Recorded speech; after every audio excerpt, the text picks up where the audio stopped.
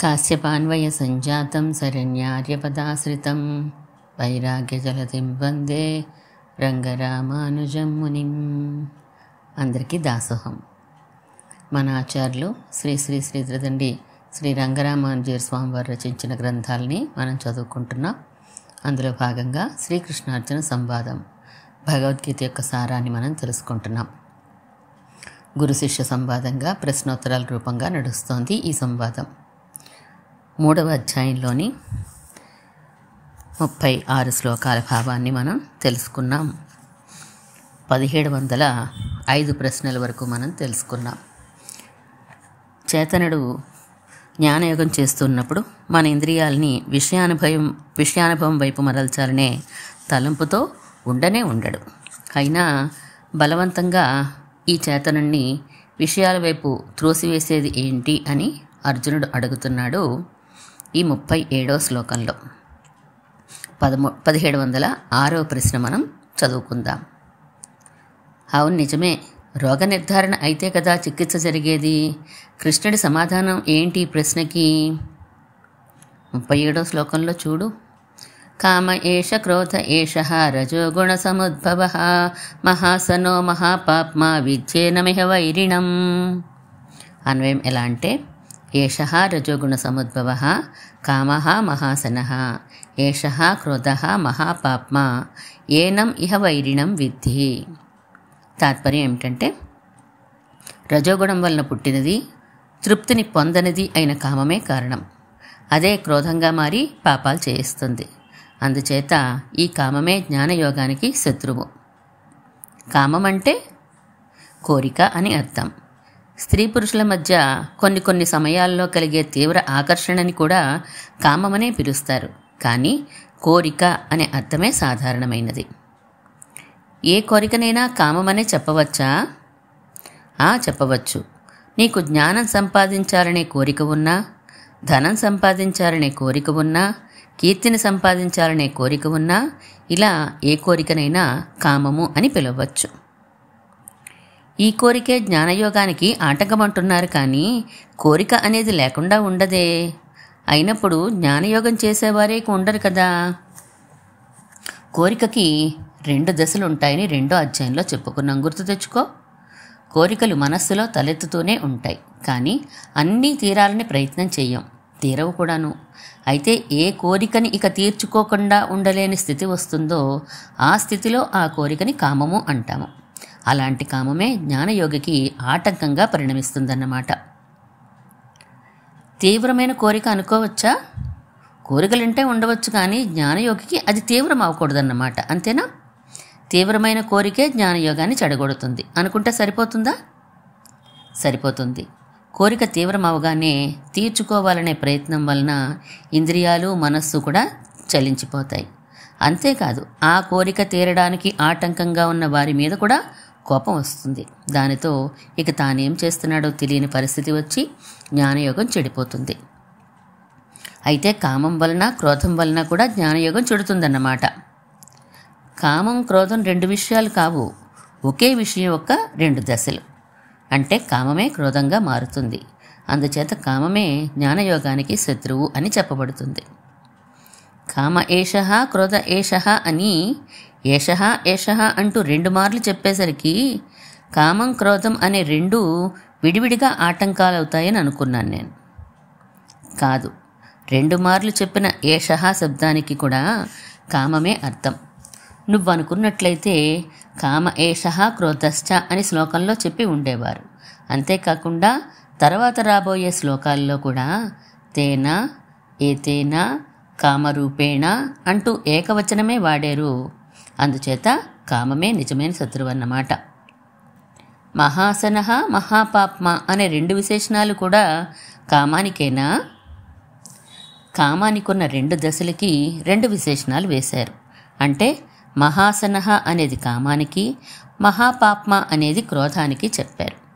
అసనం అంటే భోజనం, మహాసన అంటే విపరీతమైన తిండి, ఎంత తిన్నా తృప్తి చెందనిది అని అర్థం. ఒక కామం తీరగానే ఇంకో కామం బయలుదేరుతుందని కాబోలు. అంతే. అగ్నిహోత్రం ప్రజ్వరిల్లుతున్నప్పుడు నెయ్యి పోస్తే అగ్నిహోత్రం చల్లారదు సరికదా, మరింత పెరుగుతుందిగా. అందుకే దానిని మహాశనః అని అన్నారు. మహాపాప్మ అంటే మహత్తర పాపాలను చేయించేది అని అర్థం. పట్టరాని కోపంతో లంకాదహనం చేసేసిన ఆంజనేయుడు కూడా అయ్యో సీతాదేవికి ఆపద వస్తుందనే ఆలోచన లేకుండా ఇంత పని చేసేనే, క్రోధం ఎంత పని చేస్తుందో చెప్పలేం కదా, గురువులను కూడా చంపేస్తుంది ఇది అని ఆ క్రోధాన్ని విసుక్కున్నాడు. ఇంత తీవ్ర పరిణామాలనిచ్చే ఈ కామానికి కారణం రజోగుణం అన్నారు. అంటే రజోగుణంలోనే కామం ఉన్నదా? అది ఈ ఆత్మకు అంటుతుందా? కాదు కాదు, అలా కాదు అర్థం చేసుకోవడం. నిప్పుకి వేడి ఉంటుంది, చేతితో తాకేమనుకో చేతికి బొబ్బెక్కుతుంది. అలాగే ప్రకృతిలో రజోగుణం ఉంటుంది, ఆ ప్రకృతి సంపర్కం చేత ఆత్మకి కామం కలుగుతుంది. ఆత్మకి ఏవి అంటవని, అది ప్రకృతికి అతీతమైనదని. నిజమేనయ్యా, ఆ వివరాల్లోకి మరొక మారు వెళ్దాం. కానీ ప్రస్తుతానికి ఒక్క విషయం తెలుసుకో చాలు. ప్రకృతి సంపర్కం అంటే మనస్సుకి సంబంధించి ఉండడం. ఆ మనస్సులోనే కామాదులు ఉద్భవిస్తాయి. ఆత్మకుండే ధర్మపోత జ్ఞానమే ఈ కామాదుల అనుభవాన్ని పొందుతుంది. ఈ విషయం ఇదివరకో మారు చెప్పుకున్నాం కూడా. సరే, ప్రకృతిలో ఉండే రజోగుణమే ఎందుకు ప్రభావాన్ని చూపాలి? అన్ని గుణాలు కూడా ప్రభావాన్ని చూపిస్తూనే ఉంటాయి. అయితే సత్వరజస్తమో గుణాలు ప్రకృతిలో సమానంగా ఉండవు. ఎప్పుడూ కూడా ఎక్కువ తక్కువలు అవుతూనే ఉంటాయి. ఏది హెచ్చుగా ఉంటుందో ఆ సమయంలో ఆ గుణ ప్రభావం కనిపిస్తూ ఉంటుంది. వీడికి సత్వగుణం హెచ్చినప్పుడు జ్ఞానయోగం, కర్మయోగం లాంటి ఆత్మోజ్జీవన కార్యక్రమాలకి ఉపకరిస్తాడు. రజోగుణం హెచ్చుగా ఉన్నప్పుడు కోరికలు తీవ్రమై కామరూపాన్ని పొంది, అవి తీరకపోగానే క్రోధరూపాన్ని పొంది చెడగొడుతూ ఉంటాయన్నమాట. నాకు సరిగ్గా అర్థమవుతోందో లేదో తెలియడం లేదు. మనసులో సంస్కారాలు, వాసనలు ఉంటాయని, వాటి వలననే కోరికలు కలుగుతూ ఉంటాయని ఇదివరకు మీరు చెప్పినట్లు గుర్తు. కరెక్టే నేను చెప్పింది. మరొక వారు వివరిస్తాను చూడు. మనస్సు ప్రకృతికి సంబంధించినదే, మన శరీరం కూడా ప్రకృతికి సంబంధించినదే, మన చుట్టూ కూడా ప్రకృతి ఉన్నది. అర్థమైందా ఇంతవరకు? ఇన్ని రకాల ప్రకృతి ఉన్నదా? పాలు పెరుగుగా మారుతాయి, మజ్జిగ, వెన్న, నెయ్యి కూడా అందులోంచే వరుసగా వస్తాయి. మరి పాలు ఇన్ని రకాలుగా ఉన్నట్టా? కాదు కాదు, పాలే ఇన్ని రకాలుగా మారుతోందని అర్థం.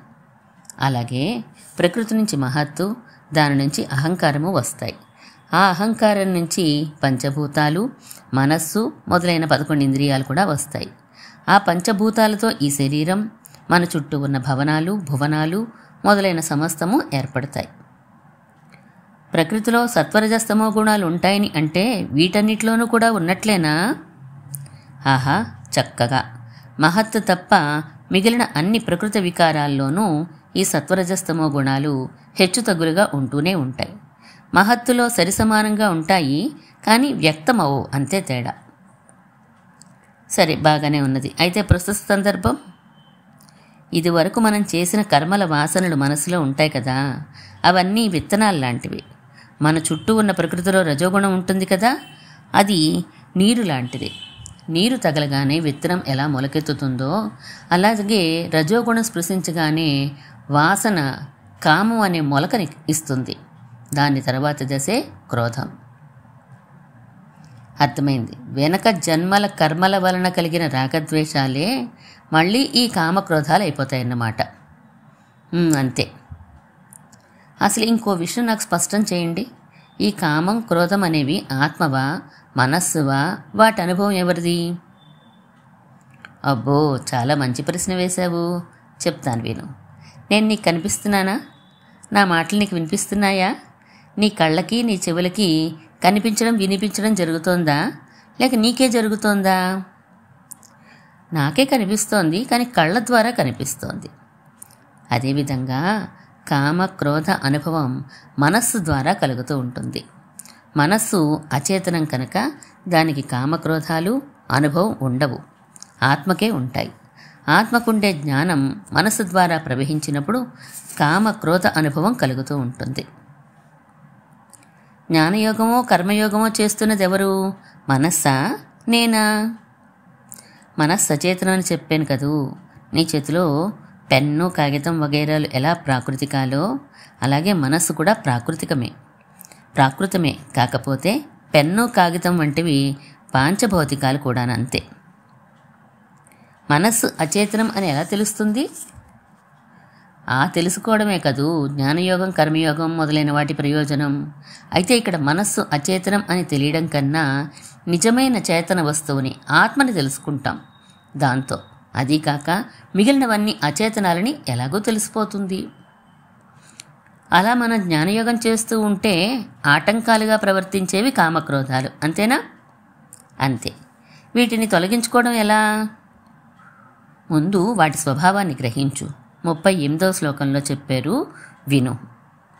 ధూమేనావ్రియతే వహ్నిః యథా దర్శోమలేన చ యదోల్బేనావృతో గర్భః తదా తేనేదమావృతం. అన్వయం విను. యథా వహ్నిః ధూమేన ఆవ్రియతే యథా ఆదర్శః మలేన చ యథా గర్భః ఉల్బేన ఆవృతః తథా ఇదం తేన ఆవృతం. తాత్పర్యం ఎలా అంటే, పొగచేత అగ్ని ఆవరించబడేటట్టు, మురికి చేత అద్దం కప్పబడ్డట్టు, శిశువు మావి చేత గర్భంలో ఆవరించబడ్డట్టు ఈ ఆత్మలన్నీ కామం చేత ఆవరించబడి ఉంటాయి. పొగ అగ్ని, మురికి అద్దం, మావి బిడ్డ, ఇలా 3 ఉదాహరణలు చెప్పడంలో విశేషం ఏమైనా ఉందా? పొగ అగ్ని ఉదాహరణ వలన కామం చాలా సహజంగా ఉంటుంది అని చెప్పబడుతోంది.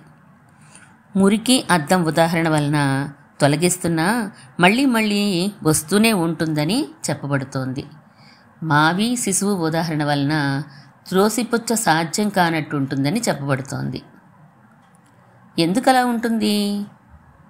వాసన వలన పుడుతుంది కనుక సహజమైంది. రజోగుణం మాటిమాటికి స్పృశిస్తూనే ఉంటుంది కనుక తొలగించినా మళ్ళా వస్తూనే ఉంటుంది. ప్రకృతి సంబంధం ఉన్నంత వరకు రజోగుణంతో స్పర్శ తప్పదు కదా. ఇది వరకు మనం చేసిన పాపకర్మల వలన వచ్చినది కనుక తొలగింపనలవి కాకుండా ఉంటుంది. ఆశ్చర్యమే.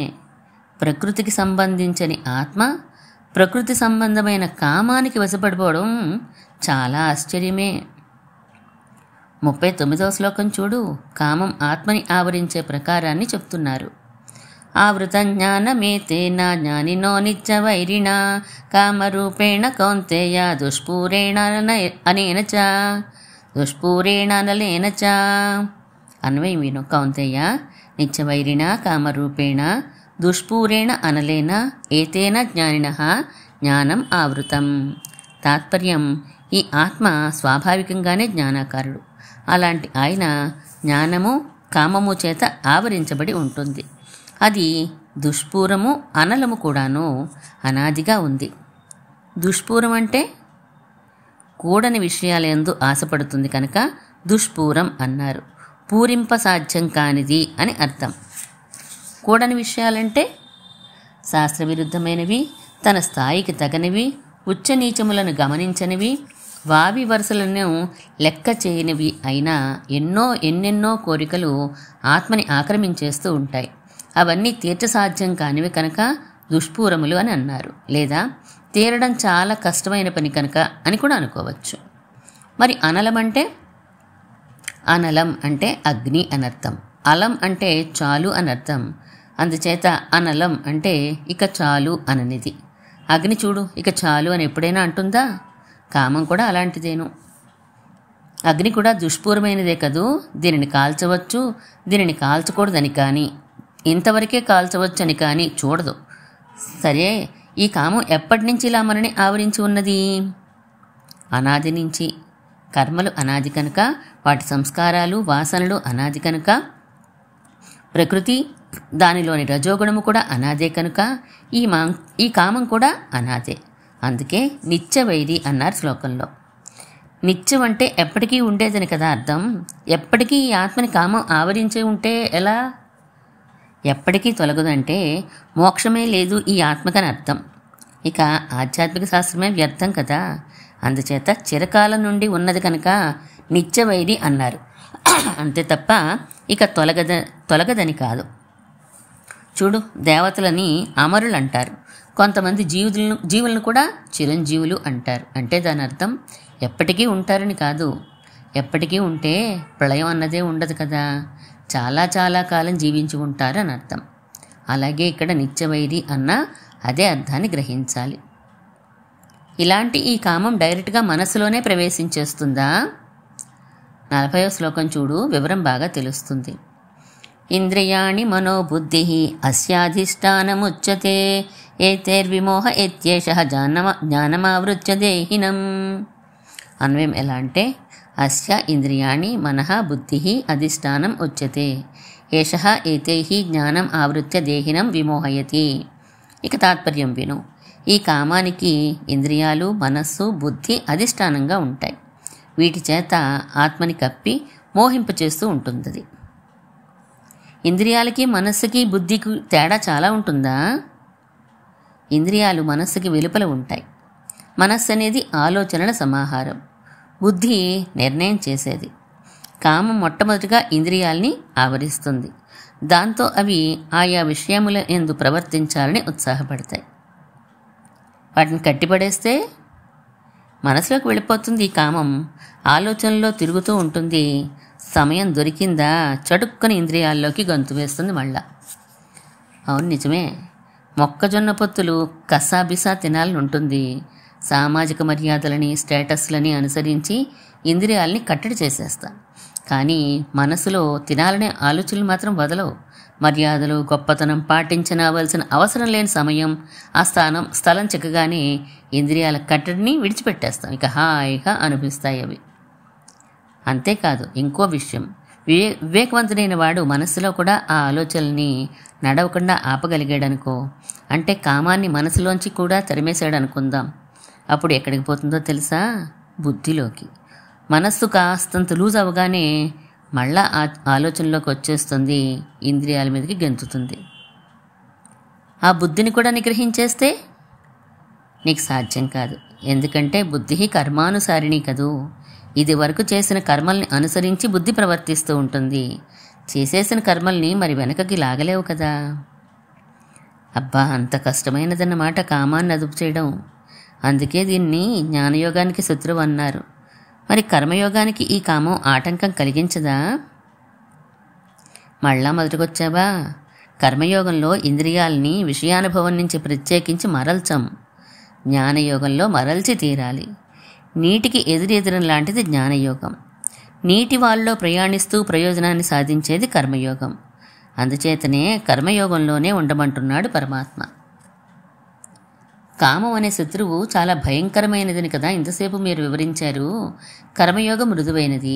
ఇంత మృదువైన ఉపాయం చేత అంత కసాయిదైన కామం జయించబడి ఆత్మసాక్షాత్కారం జరుగుతుందా? భారతదేశ స్వాతంత్ర పోరాటంలో అందరూ గాంధీ గారి అహింసా పద్ధతులను చూసి ఇలాగే అనుకునేవారట. కానీ ఆయన స్వాతంత్రం తెప్పించగలిగారు. అలాగే కర్మయోగం చేతనే ఆత్మని ఆవరించి ఉండే ఈ కామాన్ని జయించు అంటున్నాడు పరమాత్మ ఈ 41వ శ్లోకంలో. అలాగా చదవనా శ్లోకం? తస్మాత్ త్వమింద్రియాణ్యాదో నియమ్య భరతర్షభ పాప్మానం ప్రజహిహ్యేనం అజ్ఞాన విజ్ఞాన నాశనం. అన్వయం విను. భరతర్షభ, తస్మాద్వం ఆదో ఇంద్రియాణి నియమ్య జ్ఞాన విజ్ఞాన నాశనం పాప్మానం ఏనం ప్రజహి. తాత్పర్యం, అందుచేత అర్జున, నువ్వు మొదట ఇంద్రియాల్ని కర్మయోగమందే నియమించి ఆత్మస్వరూప జ్ఞానాన్ని పాడు చేసే ఈ కామాన్ని విడిచిపెట్టుము, జయించుము. దీని ముందు శ్లోకంలో ఇంద్రియాణి మనోబుద్ధి అని ఉన్న చోట ఇంద్రియములు, మనస్సు, బుద్ధి కూడా కామానికి అధిష్టానమే అని అర్థం చేసుకుంటే తప్పేంటి? నేను కూడా అలాగే చెప్పానుగా. కాదు, మీరు చెప్పిన దానిలో ముందు ఇంద్రియాల్లో ఉంటుంది, తర్వాత మనస్సులోకి, అప్పుడు బుద్ధిలోకి వెళ్తుంది అని అన్నారు. అబ్బా, అలా కాదు. కామాన్ని జయించడానికి ప్రయత్నించినప్పుడు అది ఎలా దొరకకుండా తప్పించుకుంటుందో, తిరిగి ఏదో ఎలా మీద పడుతుందో అర్థమవడానికి ఆ వివరణ ఇచ్చానంతే. ఆ మూడు ప్రకృతి సంబంధమైనవే అని గుర్తుంచుకోవాలి. అయినా 41వ శ్లోకం చెప్తూ ఉంటే 40వ శ్లోకంలోకి వెళ్ళేవేంటి? ఆదో ఇంద్రియాణి నియమ్య అని 41వ శ్లోకంలో చెప్తూ మీరు ఇంద్రియాలని మొదట నియమించి తర్వాత మనస్సుని తర్వాత బుద్ధిని వశపరుచుకోవాలని చెప్తారేమో అని అనుకున్నాను, అందుకే అలా అడిగాను. ప్రత్యేకంగా చెప్పినా చెప్పకపోయినా మనస్సు కన్నా ముందు ఇంద్రియాలని నియమించడమే ప్రారంభమవుతుంది. ఇక్కడ ఆదో మొదట అంటే మోక్షం సాధించడానికి ఏదో ఒక ఉపాయాన్ని చెయ్యాలని సిద్ధపడతాడు కదా, అలా ఉపాయాల్ని ఎంచుకునే మొదట్లోనే జ్ఞానయోగం ఎంచుకోకుండా కర్మయోగం అందే ఇంద్రియములని నియమించి అంటే ప్రవర్తింపచేసి కామాన్ని విడిచిపెట్టు అని అర్థం. కర్మయోగంలో ఇంద్రియ నియమనం లేదన్నారు కదూ. వెలివాడివే, జ్ఞానయోగంలోలా సంపూర్ణమైన నియమనం ఉండదన్నాను, కానీ అసలు నియమనమే లేకపోతే సమాజం అల్లకల్లోలమైపోదు. అంత సమాజానికే ముప్పు వస్తుందా ఇంద్రియ నియమనం బొత్తిగా మానేస్తే? రాదు మరి. ప్రక్కవాడి ధనాన్నో స్త్రీనో ఇంద్రియాలు కోరగానే వాటిని నియమించకుండా వదిలేసి అలా అందరూ చేసేసి ఇదే కర్మయోగం అంటే కుదురుతుందా? అందుచేత ఇంద్రియముల కనీసపు నియమనం తప్పనిసరి. జ్ఞానయోగం అంత సంపూర్ణంగా ఉండక్కర్లేదంతే. శాస్త్ర నిషిద్ధ కర్మల గురించి ఎలాగూ ఇంద్రియాల్ని నియమిస్తాడు కర్మయోగంలో. శాస్త్ర సమ్మతమైన కర్మల విషయంలో కూడా కర్మయోగంలో నిగ్రహం పాటించాలంటే ఇక జ్ఞానయోగం కన్నా కర్మయోగం సులువెలా ఎందుకయింది? పిచ్చివాళ్ళు అడుగుతున్నావేంటి? తన భార్యందు తాను రమించడం శాస్త్రసమ్మతమే. అయినా ఆ కోరిక కలగగానే ఎప్పుడు పడితే అప్పుడు ఎక్కడ పడితే అక్కడ అలా ప్రవర్తిస్తాడా? లేదు కదా. మరి అది ఇంద్రియ నియమనం కాదు. సమయం సందర్భం చూసుకునే ప్రవర్తిస్తాడు. ఆ మాత్రం ఇంద్రియ నియమనం చాలు కర్మయోగంలో దిగడానికి. జ్ఞానయోగంలో అది చాలదు. తనకి కలిగిన ఆ కోరికని సంపూర్ణంగా అణిచివేసుకోవాల్సిందే. ఎప్పటికీ దానిని తలెత్తనివ్వకూడదు. అలా అణిచివేసి ఉంచిన స్థితిలో అది ఎప్పుడు మన మీద విజయం సాధించేస్తుందో ఊహించలేం కనుక జ్ఞానయోగం ప్రమాదము అని అన్నారు. మనకి కలిగిన శాస్త్రవిహితమైన కోరిక కాసేపట్లో తీరుతుందనే ఓదార్పు ఇంద్రియాలకి కర్మయోగంలో కలుగుతుంది. కనుక అక్కడ తిరుగుబాటు ప్రస్తావన ఉండదు. అంత సేఫ్ ప్యాసేజ్. ఈ విషయాన్నే 7వ శ్లోకంలో యస్త్వింద్రియాణి మనసా అంటూ వివరించారు. అవును, నిజమే. ఇప్పుడు బాగా అర్థమవుతున్నట్లుంది. కర్మయోగం అంటే కర్మలు జరుగుతూ ఉండగా చేసే యోగం. కర్మలు జరగాలంటే ఇంద్రియ ప్రవర్తన ఉండి తీరాలి. వాటిని ప్రవర్తించనివ్వకపోతే ఇక కర్మయోగమే జరగని స్థితి. సరిగ్గా గ్రహించావు. 41వ శ్లోకంలో చెప్పిన ఇంకో తమాషా చూసావా? తమాషా కర్మయోగంలో క్రమంగా కామాన్ని విడిచిపెట్టేసే స్థితి తనంత తనే వస్తుంది. జ్ఞాన విజ్ఞాన నాశనం పాప్మానం ఏనం జహి అన్నాడుగా పరమాత్మ. జ్ఞాన విజ్ఞాన నాశనం అంటే జ్ఞానం అంటే ఆత్మ ఎలా ఉంటుందో దాని లక్షణాలు ఏవో శాస్త్రాల వలననో లేదా పెద్దల వలననో తెలుసుకోవడం. విజ్ఞానం అంటే ప్రాక్టికల్గా ఆ విషయాన్ని గ్రహించగలగడం. ఇంకో మారు చెప్పండి. ఆత్మ ఆనందమయమైనది, అణువు, శాశ్వతము అని చదువుకోవడం లేదా వినడం జరిగితే దానిని జ్ఞానం అంటారు. శరీరము మనస్సు వగైరాలతో మాటిమాటికి పోల్చుకుని అవును సుమా నిజమే అని ఆత్మని దేహం కన్నా వేరైనదిగా స్పష్టంగా తెలుసుకోవడం జరిగితే దానిని విజ్ఞానం అంటారు. పంచదార తీయంగా ఉంటుంది అని వినడం జ్ఞానమైతే రుచి చూసి తెలుసుకోవడాన్ని విజ్ఞానం అంటారు. అర్థమైందా? అయింది. ఈ రెండిటిని నాశనం చేస్తుందన్నమాట కామం. అవును, ఈ కామమే క్రమంగా మనని విడిచిపెట్టేస్తుందని అర్థం. కొంచెం విచిత్రంగా ఉంది ఈ మాట. కోరిక ఉంటే గాని కర్మ చేయలేడు, కర్మ చేస్తే గాని కర్మయోగం కుదరదు. కోరికలే లేకుండా పోతే కర్మయోగం ప్రసక్తే ఉండదు కదా. కోరికలు పోతాయని అనలేదు నేను, కామం పోతుందన్నాను. తీవ్రమైన కోరికను, ఏ కోరికను వెంటనే తీర్చుకోలేకపోతే ఇక ఒక్క క్షణమైనా నిలవలేని స్థితి వస్తుందో ఆ స్థితిని కర్మయోగి క్రమంగా విడిచిపెడతాడు అని చెప్పాను. చాలా లోతుగా చెప్తున్నారు, కొంచెం వివరించండి. కర్మయోగంలో కోరికలు ఉండడం కానీ వాటిని తీర్చుకోవడం కానీ నిషేధం కాదు. కనుక వెంటనే కాకపోయినా కాసేపు అయిన తర్వాత అయినా తాము తృప్తిని చెందబోతున్నాము అనే ఒక నమ్మకం కర్మయోగి ఇంద్రియాలకి ఉంటుంది. కనుక వాటికి కలిగే అలజడి తక్కువ. కానీ జ్ఞానయోగి ఇంద్రియాలకి అలా కాదు. నిగ్రహానికి లోబడి ఉండాలి కనుక తృప్తి చెందే అవకాశాలు ఎప్పటికీ ఉండవు. అందుచేత వాటికి అలజడి ఎక్కువ, నిష్ట నుంచి జారిపోయే అవకాశాలు ఎక్కువ. అర్థమైందా? అర్థమైంది. ఏ కోరికైనా శాస్త్రవిహితం అవ్వాలే కానీ తీరకపోవడం కర్మయోగికి ఉండదు. కనుక అది కామం స్థితికి చేరుకోదు. అందుచేత క్రోధస్థితి అవకాశాలు కూడా క్రమంగా తగ్గుతాయి. క్రమంగా కామం అనేది దూరం అయిపోతుంది కర్మయోగికి. ఇంకో ఉదాహరణ చెప్తాను విను. పిల్లలు సాధారణంగా బొమ్మలు కావాలి, చాక్లెట్లు కావాలి అని తల్లిదండ్రుల్ని అడుగుతూ ఉంటారు. కొన్నిళ్లలో పెరుగుతున్న పిల్లలు మొండి పట్టుదల పట్టి వాళ్ళు అడిగినవి ఇచ్చే వరకు సాధించి విసిగిస్తారు. మరి కొన్నిళ్లలో పెరుగుతున్న పిల్లలు తర్వాత ఇస్తానమ్మా అని అంటే ఒప్పేసుకుంటారు. అవునా? అవును, ఉదాహరణ అర్థమైంది. మొదటి రకం పిల్లలకి తమ కోరిక తర్వాత ఎప్పుడో తీరుతుందనే నమ్మకం తక్కువ కనుక అప్పుడే ఎలాగో ఒకలా సాధించాలని చూస్తారు. వారి కోరిక కామం దశకు వచ్చేసిందని అర్థం. రెండో వారికి తల్లిదండ్రుల మీద ఒక నమ్మకం, తర్వాత తప్పకుండా తమకి కావలసినవి లభింపచేస్తారు అని. అందుచేత వారి కోరిక కామంగా మారే అవకాశం ఉండదు, అవసరం ఉండదు. గుడ్. ఇంకో విషయం విను. స్వీట్ షాప్ ఓనర్ల పిల్లలు ఎవరింట్లో అయినా తమకి స్వీట్ పెడితే ఆవురావురమంటూ తినరు, మామూలుగా తింటారంతే. అదే ఇతరులైతే ఆబగా ఆసక్తిగా మీదపడి తింటారు. ఇదే విధంగా కర్మయోగికి కోరికలు తీరిపోతూ ఉంటాయి కనుక కొంతకాలానికి వాడి మీద రజోగుణ సంబంధమైన కామ క్రోధాల ప్రభావం తగ్గిపోతుంది. కానీ ఇంకో విషయం గురువుగారు, కోరిక అనేది విహిత కర్మల యందే కాక నిషిద్ధ కర్మల యందు కూడా ఉంటుంది కదా. కర్మయోగికి విహిత కర్మల కోరికలే తీరుతూ ఉంటాయి, కానీ నిషిద్ధ కర్మల విషయమైన కోరికలు తీరవుగా. అందుచేత ఆ కోరికలు తీవ్రమై కామంగా మారి వీడి కర్మయోగ నిష్టను చెడగొట్టవా? ఎందుకు చెడగొట్టవు? తప్పకుండా చెడగొడతాయి. చట్ట భయంతోనో, సమాజ భయంతోనో, నరక భయంతోనో ఆ నిషిద్ధ కర్మానుష్ఠానం మానవలసిందే. అవసరమైతే అంటే కామం అధికమైతే ప్రాయశ్చిత్త కర్మలు కూడా చేసుకుంటూ ఉండాలి. కానీ అంత మాత్రం చేత కర్మయోగం కన్నా జ్ఞానయోగం గొప్పదవదు. ఎందుకంటే జ్ఞానయోగికైనా కర్మయోగికైనా ఇంకా ఎవరికైనా నిషిద్ధ కర్మానుష్ఠానం నిషేధమే కనుక అందరి పరిస్థితి అదే. జ్ఞానయోగికి ఎక్స్ట్రా వచ్చింది ఏమంటే విహిత కర్మల సంబంధమైన కామం కూడా మీద పడుతూ ఉంటుంది. అబ్బా, చాలా చాలా బలమైందే ఈ కామం. మన ఇంద్రియాల కన్నా, మనస్సు కన్నా, బుద్ధి కన్నా కూడా ఈ కామం బలమైంది కనుకనే వీటన్నిటినీ లొంగ తీసేస్తోంది. 42వ శ్లోకం చదువు.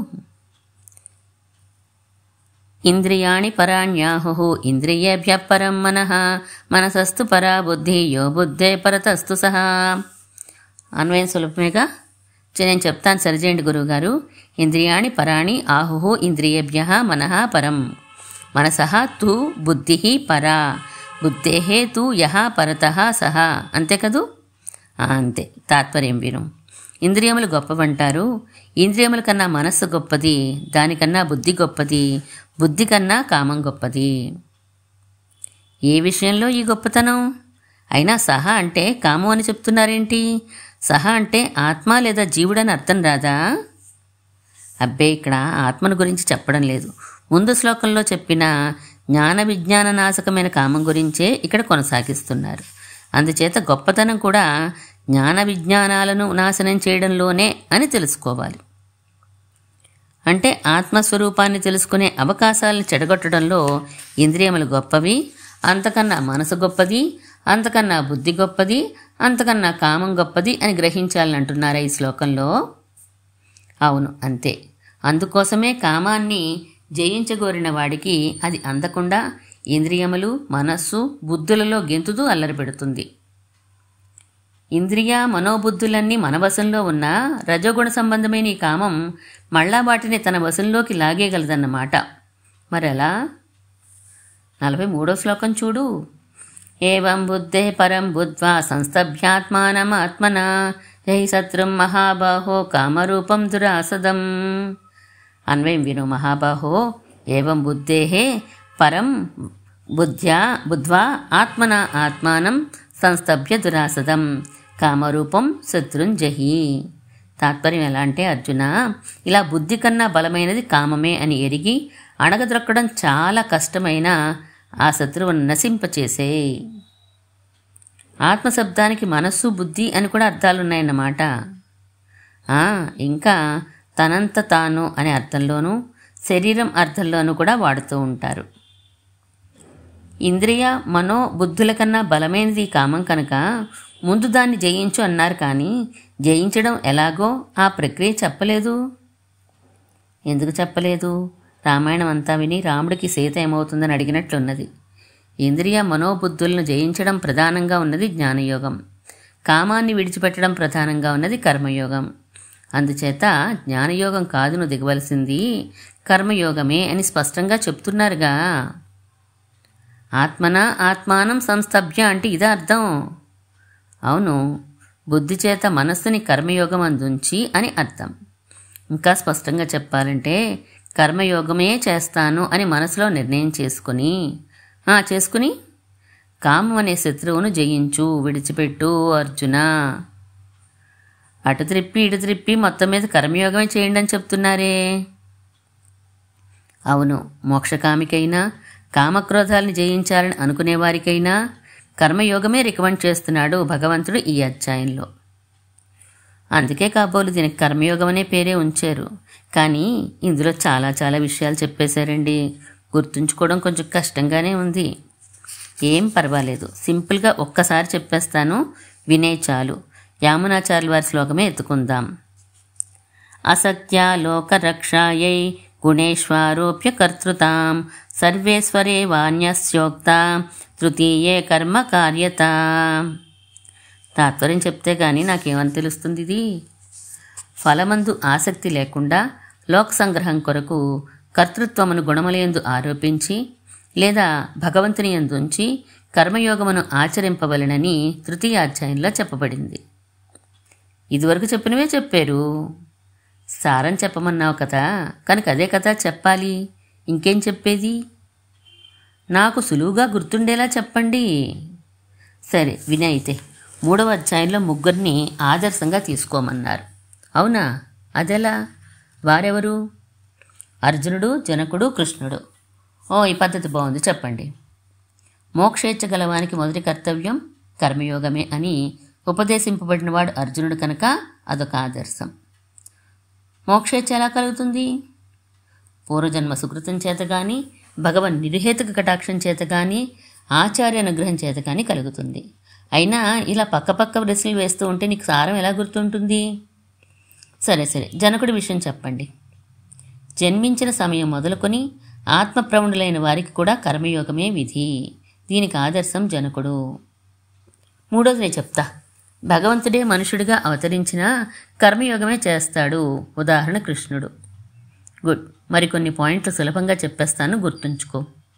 1. జీవుడు చేయు సాంసారిక కృత్యములు వాడికి స్వాభావికములు కావు. 2. అవి వాడికి ప్రకృతి సంబంధం చేతనే వచ్చాయి.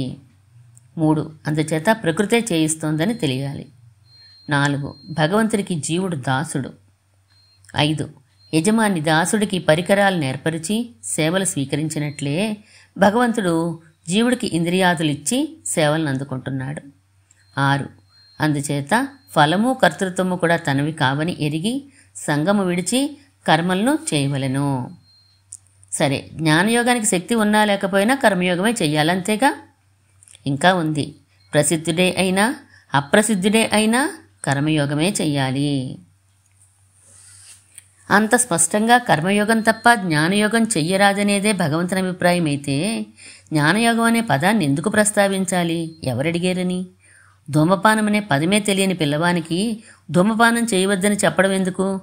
దొంగ కరిచేవు సుమ అనేసరికి దొంగవాడికి అంతవరకు రాని ఐడియా ఒకదాన్ని అందించినట్లే కదా. నాకేం నచ్చలేదు ఈ పద్ధతి. సరే, అది అలా ఉంచండి. జ్ఞానయోగం అనేది అసలు ఉందా లేదా అనేది మొదట చెప్పండి. ఎందుకు లేదు? 4వ అధ్యాయం అంతా జ్ఞానయోగమేగా. చెయ్యొద్దు అన్నదానికో అధ్యాయము, దానిలో 42 శ్లోకాలునా విడ్డూరం. అబ్బాయి విను, రహస్యం చెప్పేస్తున్నాను. కర్మయోగమే జ్ఞానయోగము. ఇది మరీ విడ్డూరంగా ఉందండి. నన్ను ఎగతాళి చేస్తున్నారా ఏం? కర్మయోగం ఎలా చెయ్యాలో 3వ అధ్యాయంలో చెప్పారు. కర్మయోగం లోతుల్ని చూపిస్తూ అదే జ్ఞానయోగం సుమా అని 4వ అధ్యాయంలో చెప్పబోతున్నారు. లోతుల్ని చూపించడం అంటే జ్ఞానము అంతర్గతంగా కలది అని చూపించడం, ఆత్మజ్ఞానం అంతర్గతంగా ఉన్నది ఈ కర్మయోగంలో అని చూపించడం, ఆత్మజ్ఞాన అనుసంధానం లేనిదే కర్మయోగం సాధ్యం కాదు అని చూపించడం, అందుచేత దీనినే జ్ఞానయోగమని వ్యవహరించవచ్చు అని చూపించడం. అబ్బో, ఒక క్రొత్త కోణం ఆవిష్కరిస్తున్నారే. సరే, మిగిలింది రేపు తెలుసుకుందాం. మనం 1785వ ప్రశ్న వరకు, అంటే 3వ అధ్యాయాన్ని మనం పూర్తి చేసుకున్నాం ఈ రోజుతోటి. 4వ అధ్యాయాన్ని రేపు ప్రారంభించుకుందాం. 1785 ప్రశ్నలు పూర్తయినాయి. శ్రీమన్మహాభూతపురే శ్రీమత్కేశవ యజ్వరః కాంతిమత్యాం ప్రసూతాయ యతిరాజాయ మంగళం.